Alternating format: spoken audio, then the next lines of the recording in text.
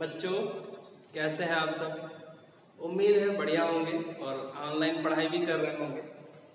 अभी हम लोग मुगल कालखंड का नवा चैप्टर या ये कह लीजिए कि मुगल कालखंड का इतिहास या इतिवृत्त जिसको कहा गया है चैप्टर में, उसे पढ़ रहे हैं। ये नवा चैप्टर है आपके सिलेबस का। कक्षा 12 में इतिहास का जो नवा 9th चैप्टर है वो है मुगल साम्राज्य तथा इतिवृत्त। इसके अंतर्गत इनके हम संपूर्ण ऐतिहासिक पक्ष को, संपूर्ण राजनीतिक पक्ष को, संपूर्ण सांस्कृतिक सामाजिक पक्ष को एवं इनके द्वारा अपनाई गई नीतियां जो है उनका अध्ययन कर रहे हैं। तो अभी हमने बेसिक जानकारी सभी शासकों के बारे में प्राप्त की है थोड़ी थोड़ी। अब इसके बाद मुगल काल में जो प्रशासनिक, सामाजिक और आर्थिक गतिविधियां रही हैं, नीतियां जो रही हैं, उनका अध्ययन हम करेंगे।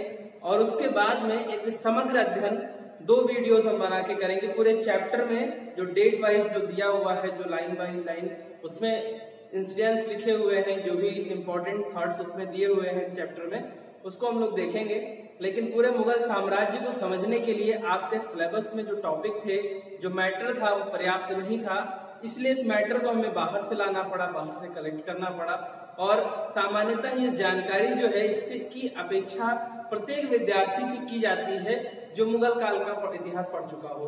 इसीलिए हमने इसको इस वीडियोस के माध्यम से ऐड किया है। और सामान्यतः आपको आपके चैप्टर में चीजें नहीं मिलेंगी, लेकिन मुगल कालखंड को पढ़ रहे हैं इसलिए जानकारी होना आवश्यक है।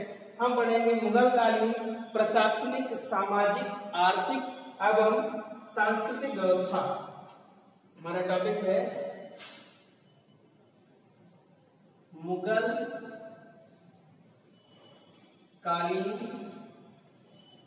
शासनिक,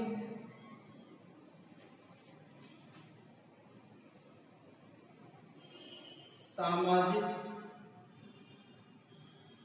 मुगल कालीन प्रशासनिक, सामाजिक, आर्थिक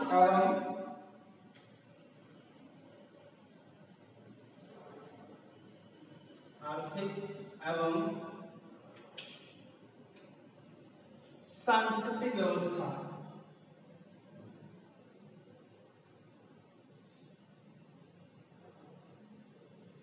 ये हमारा टॉपिक है। इसके अंतर्गत हम संपूर्ण व्यवस्था को जो मुगल काल में अपनाई गई है शासन सुशासन को सुचारू रूप से संचालित करने के लिए, उसको देखेंगे। ये वीडियो का पार्ट 9 है। इससे पहले आप लोगों ने 8 वीडियोस देखे हैं जिसमें आपने मुगल कालीन शासकों का परिचय प्राप्त किया है। अब उनकी राज व्यवस्था कैसी थी, उसको संचालित कैसे करते थे और उन्होंने कैसी इकाइयां प्रशासन के लिए बना रखी थी, उसका अध्ययन करेंगे। ये 2 से 3 वीडियोस में तैयार होगा। और उसके बाद में हम लोग रैंडमली अपने चैप्टर पे एक बार नजर डालेंगे, जिससे अपने चैप्टर को भी एक बार रीडिंग कर लें। ठीक है, तो आइए। मुगल शासन व्यवस्था सैनिक तथा सामंतशाही थी। मुगल शासन व्यवस्था सैनिक तथा सामंतशाही थी। ठीक है, सैनिक तथा सामंतशाही थी। एक मिनट बच्चों, थोड़ा सा अंधेरा आ रहा है।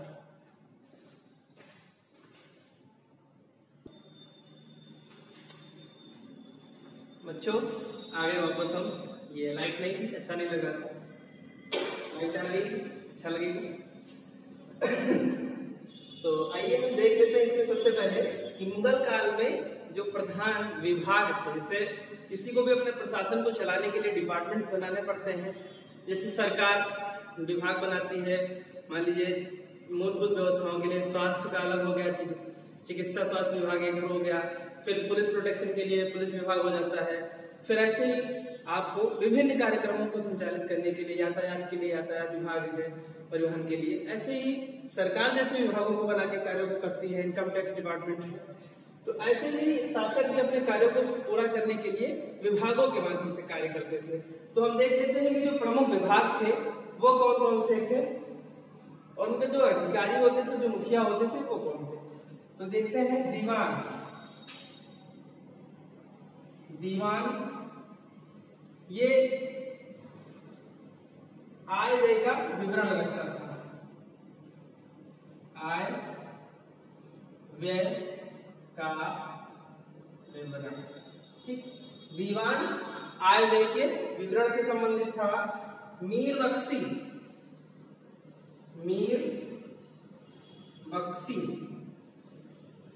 बख्शी जो था ये सेना तथा उसके वेतन, सेना तथा वेतन,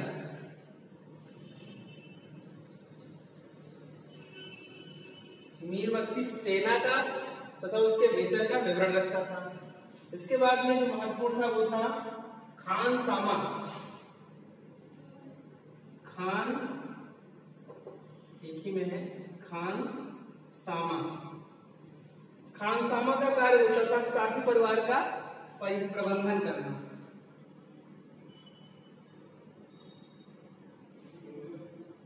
शाही परिवार का प्रबंधन।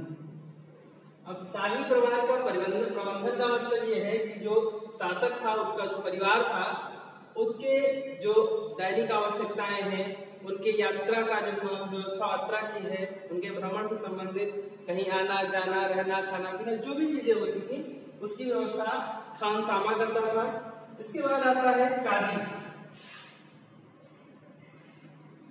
काजी आपने सुना ही है, काजी का नाम न्यायाधिकारी होता है। इसका काम ये न्याय विभाग का प्रबंधक होता था। ये न्याय विभाग का प्रबंधक होता था। उसके बाद मुहद्दिसिर, अगला आता है मुहद्दिसिर। ये जो मुहद्दिसिर होता था ये प्रजा के चरित्र एवं धर्म का निरीक्षण करता था। प्रजा के चरित्र एवं धर्म का निरीक्षण करता था। ठीक, प्रजा के चरित्र एवं धर्म का निरीक्षण करता था। इसके बाद आ जाता है मुशरिफ। ये जो मुशरिफ है, इसका काम होता था, ये राज्य सचिव होता था। ठीक, ये राज्य सचिव होता था। इसके बाद कुछ अन्य महत्वपूर्ण है, आप चाहे तो इसका स्क्रीनशॉट ले सकते हैं और नोट भी कर लीजिए। कुछ अन्य पदाधिकारी हैं, उनका विवरण इसके बाद हम देखेंगे।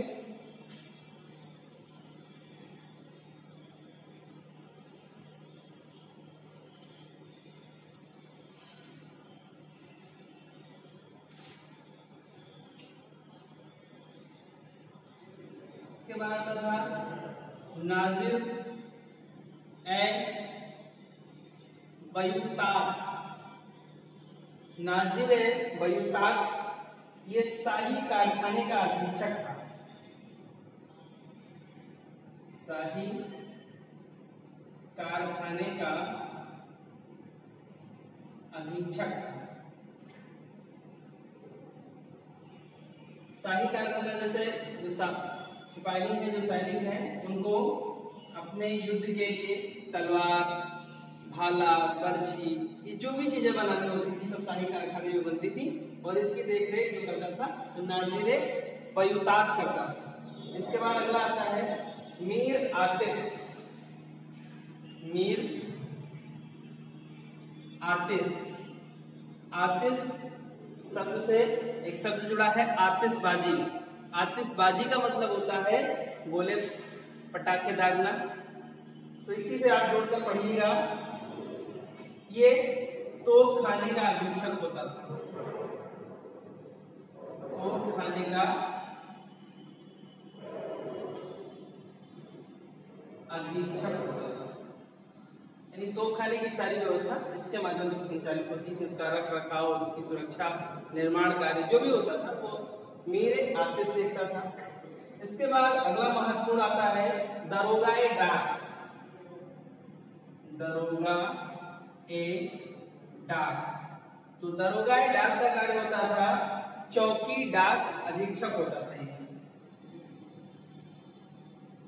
चौकी डाक अधीक्षक होता था। इसका काम होता था जगह जगह जो चौकियां स्थापित है, डाक चौकी, जहां पर डाक पहुंचाई जाती है। डाक पहुंचाने का मतलब जो लेटर होता है, जो पत्र होता था, वो एक स्थान से दूसरे स्थान पर, दूसरे से तीसरे स्थान पर ऐसे जो पहुंचाया जाता था, उससे पूरे साम्राज्य में एक चैनल बना हुआ था जिसके माध्यम से पत्र पहुंचा दिए जाते थे। तो एक स्थान से सूचना दूसरे स्थान पर बहुत ही आसानी से पहुंच जाती थी। तो इसका निरीक्षण का जो कार्य करता था, वह कोई ना कोई नियंत्रण निरीक्षक होना चाहिए, अन्यथा व्यवस्था जो है वो बर्बाद हो जाती है। तो उसकी व्यवस्था दरोगा या डाक करता था।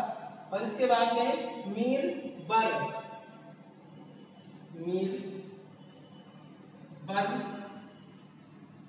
इसका कार्य होता था वन आदि की देख रेख करना। उसको वन अधीक्षक कहते हैं। जैसे अभी वन दरोगा होते हैं, रेंजर होते हैं, फॉरेस्ट ऑफिसर जो, तो ऐसे ही वनों की देखरेख करने के लिए मीर बर की व्यवस्था की गई थी, जिस नाम का पदाधिकारी वनों की व्यवस्था को देखता था। इसके बाद आता है मीर तोजक।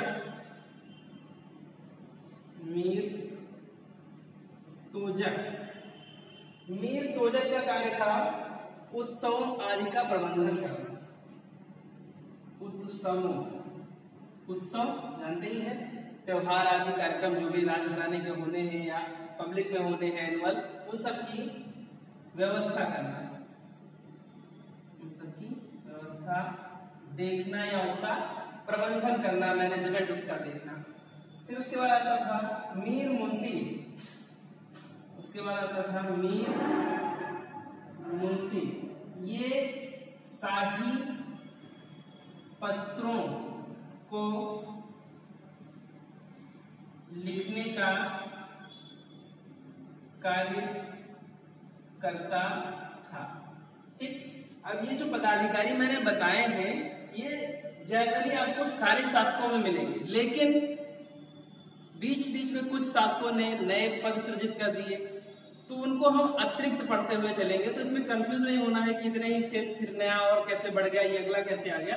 तो हम बीच में अगर कोई अगला पदाधिकारी मिल जाता है, कोई नया पदाधिकारी का परिचय हमको मिलता है, तो हमें जरा भी कंफ्यूज नहीं होना। हमें इसके लिए तैयार रहना है कि बीच बीच में शासक अपने अपने समय में अलग पदाधिकारियों की नियुक्ति करेंगे आवश्यकता अनुसार, और वो आगे आने पर अन्य शासक के हिसाब से अगर उसमें प्रासंगिक नहीं रह जाता है तो उनको अगला शासक हटा भी देता है। तो इसमें इतनी बड़ी अनिवार्यता नहीं, अनिवार्यता सिर्फ इनकी है कि जो परमानेंट पद थे, जो रेगुलर थे, जो हमेशा इनके बिना व्यवस्था नहीं चलती थी, और बाद में लोग शासक अपने सुविधा अनुसार पदों को बढ़ाते गए, घटाते गए। जैसे मान लीजिए शासक का कोई बहुत ही करीबी है, जो सारी अच्छे बुरे कर्म फल पाप पुण्य सभी जानता है, विद्रोह कर सकता है, शासक को सत्ता से बाहर करने की क्षमता रखता है, तो ऐसे व्यक्ति को संतुष्ट करने के लिए शासक क्या करेगा? शासक कहीं ना कहीं उसको शासन सत्ता में एक महत्वपूर्ण पद दे देगा।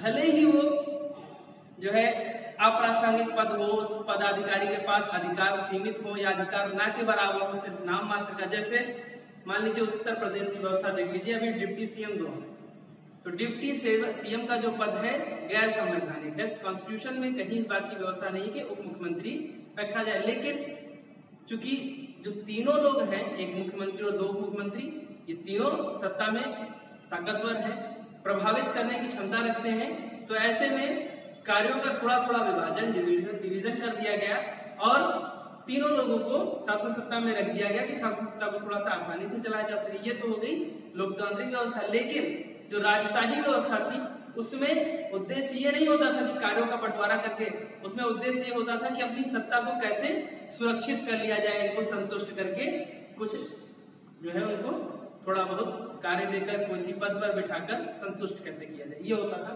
ये हो गए। अब आइए हम लोग चलते हैं वापस फिर से मुख्य कार्यक्रमों पर, मुख्य व्यवस्थाओं पर इनके।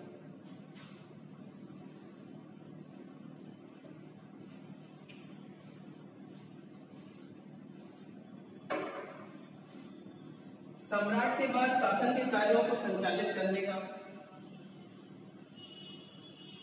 सम्राट के बाद, सम्राट मतलब शासक, सम्राट मतलब इंग्लिश और वो इंग्लिश सम्राट। सम्राट के बाद शासन के कार्यों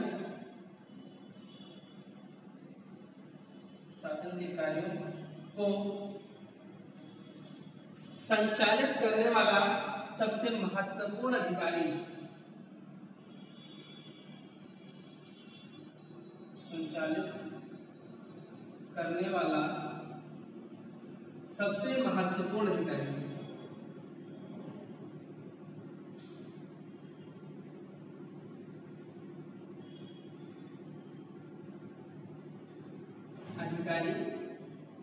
वकील होता था। ये भी परमानेंट है, ये हमेशा ये पद रहा है, इस पद पर व्यक्ति रहता था, लेकिन अभी हमने जो महत्वपूर्ण पद पढ़े हैं उनमें इनका उल्लेख नहीं था। ठीक, वो जो थे वो प्रशासनिक व्यवस्था को संभालने के लिए थे।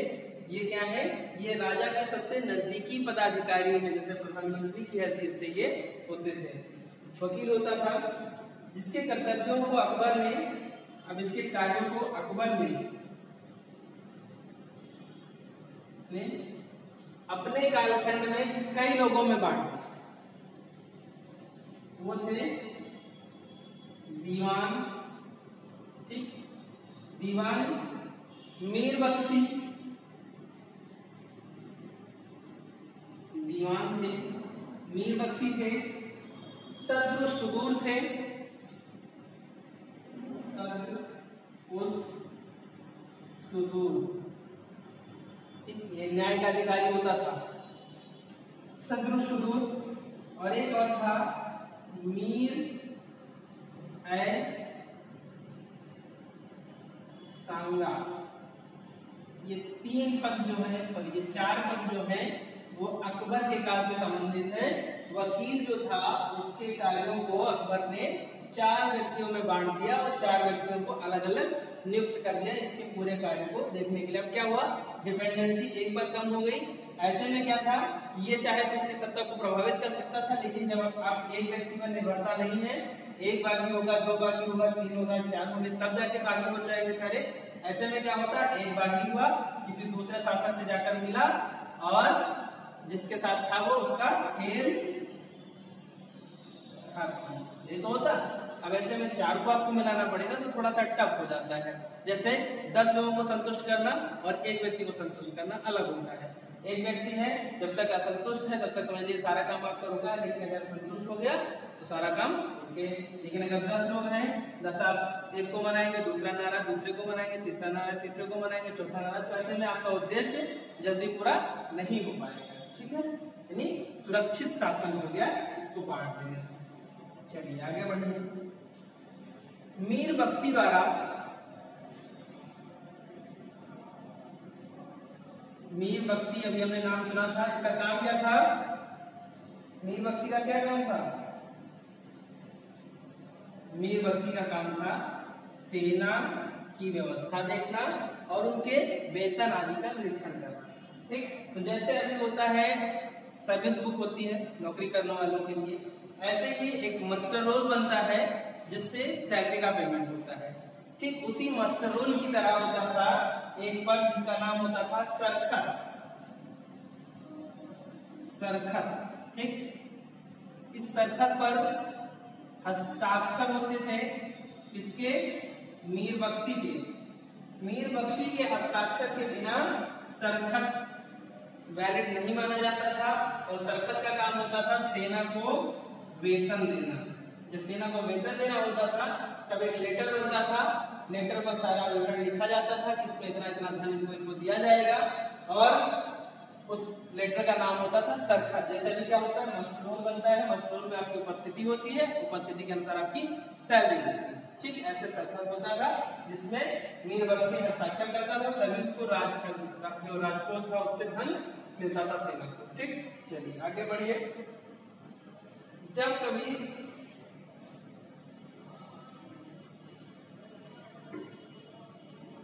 वजीर, अब इसके ये तो वकील हो गया, अब इस राज्य का जो प्रधानमंत्री होता था, प्रधानमंत्री, ठीक, तो जो वजीर होता था, वजीर वह प्रधानमंत्री होता था। देखिए शासक है और शासक के बाद वजीर है, वजीर जो है प्रधानमंत्री, ठीक। और प्रधानमंत्री के नीचे होता था वकील। अगर मान लीजिए वकील इसके नीचे नहीं है तो कौन हो जाएंगे, ये चार लोग। ये चारों महत्वपूर्ण हैं, दीवान, मीर बख्शी, सदर सुदूर, मीर सांगा, ठीक। ये सब अत्यंत महत्वपूर्ण है। यानी शासक के बाद तीसरे पायदान पर ये सभी आते थे। चलिए अब यहाँ पर सदर सुदूर में बता दूं, ये जो होता था वो धार्मिक मामलों का प्रधान होता था, ठीक। किसको संपत्ति देनी है, दान में देनी है, किस मंदिर को देनी है, किस मस्जिद को देनी है, किस मदरसे को देनी है, ये सारा विवरण जो है वो सदर सुदूर तैयार करता था। और किससे जमीन वापस ले लेनी है धार्मिक क्षेत्रों में जो दी गई थी अनुदान के तौर पर, ये भी निर्धारण यही करता था। धार्मिक मामलों का न्याय निर्णय जो होता था वो भी यही करता था। कौन धर्म के अनुरूप आचरण कर रहा है, कौन नहीं कर रहा है, उसको दंडित करने का काम यही करता था। इस्लाम धर्म के नियमों को अनुपालित कराने का, इसके पालन कराने का जो काम होता था वो सदर सुदूर का होता था पूरी तरह से। अब इसके बाद हम इनकी सेना बनाएंगे।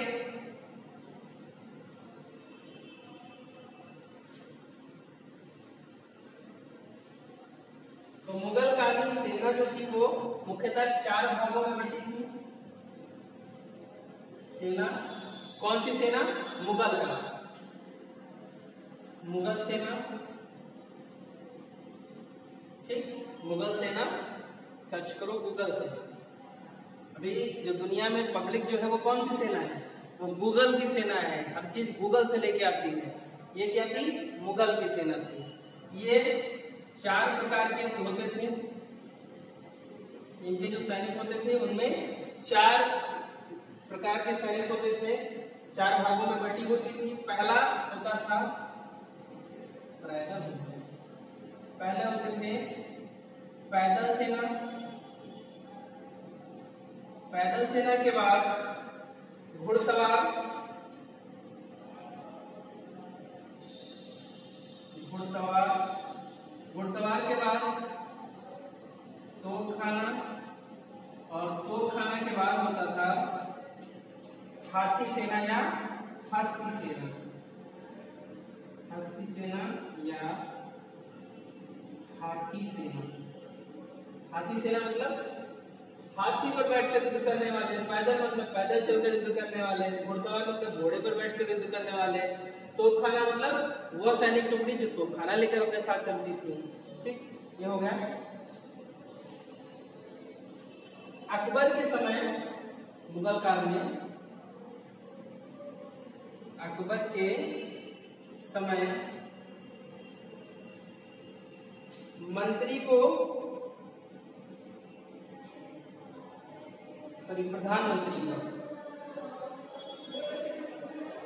प्रधानमंत्री को वकील तथा वित्त मंत्री को वजीर कहा जाता था, ठीक। हो गया। अगर ये पूछा जाए कि अकबर के काल में वकील का कार्य क्या था, तो वकील का कार्य था प्रधानमंत्री के कार्य करना। वित्त मंत्री, वजीर जो होता था वो वित्त विभाग को देखता था पूरी तरह से।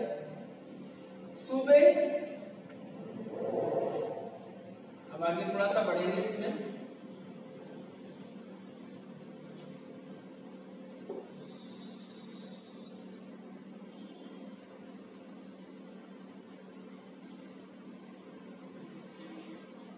सूबे कहा, सूबा मतलब प्रांत, सूबा मतलब प्रांत। और प्रत्येक प्रांत में एक व्यक्ति की नियुक्ति की जाती थी शासक द्वारा, जिसे कहते थे सूबेदार, ठीक। सूबेदार, ये जो सूबेदार होता था 2 या 3 वर्षों पर इसका सूबा जो होता था बदल दिया जाता था, यानी प्रांत से इसका स्थानांतरण हो जाता था, ट्रांसफर हो जाता था, ताकि ये लंबा भ्रष्टाचार ना कर सके। इसका स्थानांतरण 2 या 3 वर्षों पर होता था, ठीक। 2 या 3 वर्षों पर इनके यहाँ जो टकसाल होती थी, टकसाल क्या होती है? टकसाल मतलब सिक्के बनाने का स्थान, यानी वह स्थान जहाँ पर सिक्के ढाले जाते थे या बनाए जाते थे। इसका जो मुखिया होता था उसे दरोगा कहते थे, दरोगा। ठीक, ये होता था, नाम ही होता है दरोगा, मतलब लग रहा है कि हैंकर होगा, चौड़ा लंबा एकदम बलशाली होगा। ठीक, चलिए। हस्ती सेना हेतु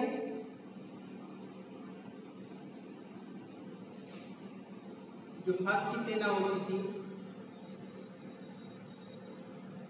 इसके लिए एक अलग विभाग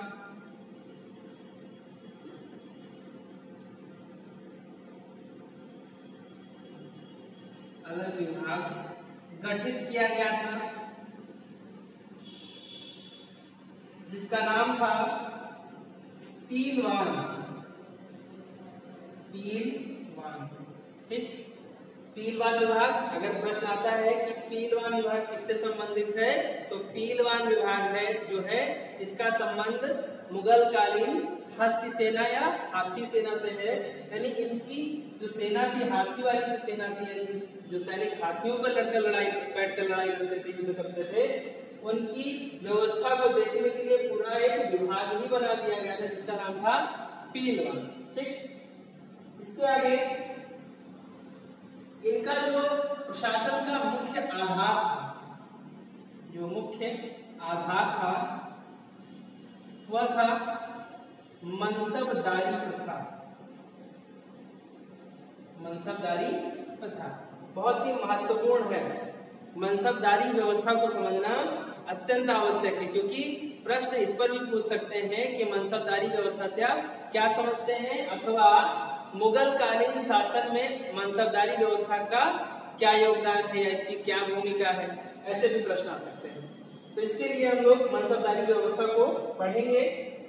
तो अरबी भाषा में मनसब का अर्थ होता था पद। जो मनसब होता है इसका अरबी भाषा में इसका अर्थ होता है पद। ठीक, यानी मान लीजिए एक व्यक्ति है जिसको कह दिया जाए कि मनसबदार है, तो ये मनसब का मतलब हो गया ये किसी पद का दावेदार है, किसी पद पर नियुक्त कर दिया गया है। ठीक, जैसे मान लीजिए किसी को बताइए कलेक्टर है, तो कलेक्टर क्या है, एक पदनाम ही तो है। ऐसे मनसबदार क्या है, मनसबदार एक पदनाम है। अब उसके अंतर्गत जो व्यवस्थाएं शासन के द्वारा की गई हैं कलेक्टर के लिए, वो सुविधाएं उसको दी जाएंगी। जो व्यवस्था मनसबदार के लिए की गई थी मुगल शासकों के द्वारा, वो उसको दी जाएंगी। ठीक, तो इसको आगे देखेंगे। तो मनसब का अर्थ है, शब्द का मनसब शब्द मनसबदार की प्रतिष्ठा का सूचक है। अब इसमें नाम था मनसब और इसमें जोड़ दिया दार, हो गया मनसबदार। मनसबदार मतलब, मनसब मतलब पद, दार मतलब रखने वाला, यानी ऐसा व्यक्ति, उस व्यक्ति की बात हो रही है जो इस पद को धारण करता है, अपने पास रखता है। अब इसकी जब आगे डिटेल में देखेंगे तो देखिए ये व्यवस्था आई कहां से, अकबर लेके कहां से आया इसको अपने शासनकाल में, क्योंकि इसकी शुरुआत अकबर नहीं की थी, तो अकबर लेके कहां से आया था उसको देखेंगे। अकबर की मनसबदारी व्यवस्था मंगोल नेता चंगेज खां की दशमलव प्रणाली पर आधारित थी। दशमलव प्रणाली बहुत ही महत्वपूर्ण है, यह भी प्रश्न पूछा जाता है अक्सर कि दशमलव पद्धति से आप क्या समझते हैं सैन्य व्यवस्था में। तो ये जो मनसबदारी व्यवस्था थी अकबर की, ये मंगोल शासक चंगेज खान की दशमलव पद्धति या दशमलव प्रणाली पर आधारित थी। अब ये दशमलव प्रणाली क्या थी, देखिए एक व्यक्ति हो गया, इसको मान लीजिए हम बना देते हैं सेनापति। ठीक, इस सेनापति के अंतर्गत हमने नियुक्त कर दिए 10 लोग, 1 2 3 4 5 6 7 8 9 10। यह यदि चाहे तो प्रतिदिन इन 10 से मुलाकात कर सकता है, मिल सकता है, बातचीत कर सकता है, हालचाल पूछ सकता है, पूरी व्यवस्था पर नजर रख सकता है। ठीक, हो सकता है? हो गया। हमने क्या किया, एक के अधीन 10 को रखा। अब हम चाहें कि इसके नीचे इस व्यक्ति के अधीन 10 लोगों को कर दें। 1 2 3 4 5 6 7 8 9 10 लोगों को कर दिया। इनके अधीन 1 2 3 4 5 6 7 8 9 10 कर दिया। 1 2 3 4 5 6 7 8 9 10।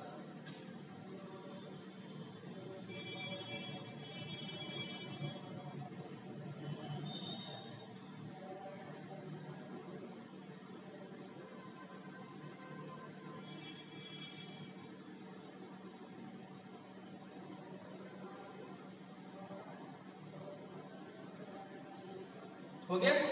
अब एक व्यक्ति है, ये है सेनापति, ये इन 10 के संपर्क में है और ये 10 इन 10 के संपर्क में है। और इनमें भी अगर हम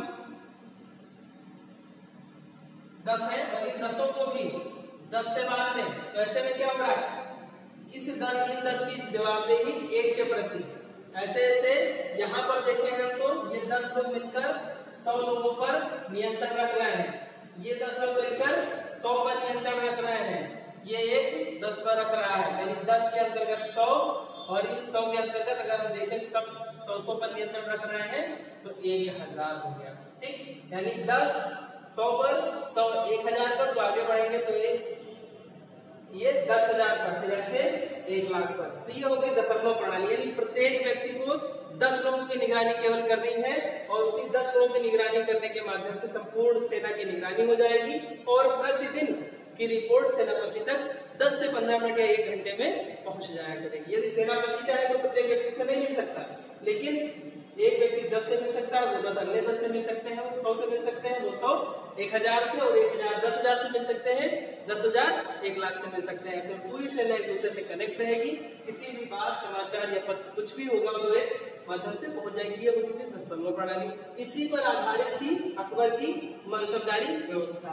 ठीक है, अब हम आगे मुगल कालीन जो सिक्के हैं उनको हम लोग अपने अगले टॉपिक में पढ़ेंगे। इसमें हमने इसको देखा है, मनसबदारी का मतलब होता था, मान लीजिए कोई व्यक्ति है, उसको हमने दे दिया 5000 का मनसब। अब मनसब मैंने 5000 का दिया तो इसमें क्या होता था, मैंने एक स्टिकर दे दिया, एक सिंबल दे दिया कि आप जो है वो 5000 के मनसब है और आप जो 5000 का मनसब होगा वो 5000 जात और 5000 सवार रखेगा। जात क्या होता था, पैदल सैनिक हो गए, सवार मतलब घोड़े हो गए, ये हो गए। तो इनके पद से इस बात का निर्धारण होता था, जैसे मान लीजिए कोई 10,000 का मनसब रखता है, कोई 5,000 का रखता है, कोई 50,000 का मनसब रखता है। अकबर ने उसको 10,000 का मनसब नियुक्त किया है, फिर 5,000 का नियुक्त किया है, 50,000 का नियुक्त किया है। तो अकबर मान लीजिए यहाँ बैठा है तो इसके नजदीक 50,000 जिसको मनसब मिला है, जब वो आएगा तो वो यहाँ पे बैठेगा। फिर उसके बाद में 10,000 वाला, उसके बाद 5,000 वाला, उसके बाद 2,000 वाला, उसके बाद 3,000 वाला, 1,000 वाला, ऐसे क्या होगा, ये घटते हुए क्रम में दूरी बढ़ती जाएगी। नजदीकी जैसे बढ़ेगी उनका मनसब जो है बड़ा होगा। इनके मनसब की स्थिति से, इनको जितने का मनसब होता था, इससे यह पता चलता था कि वो शासक के कितने नजदीक उनका स्थान है। ठीक है, इसमें जात और सवार की जो भूमिका होती थी उसको हम आगे अगले वीडियो में देखेंगे। वीडियो ज्यादा लंबा हो रहा है। और साथ ही साथ हम इनके सिक्कों की जो व्यवस्था थी ढलाई वगैरह की उसको देखेंगे और फिर नेक्स्ट वीडियो में। Thank you.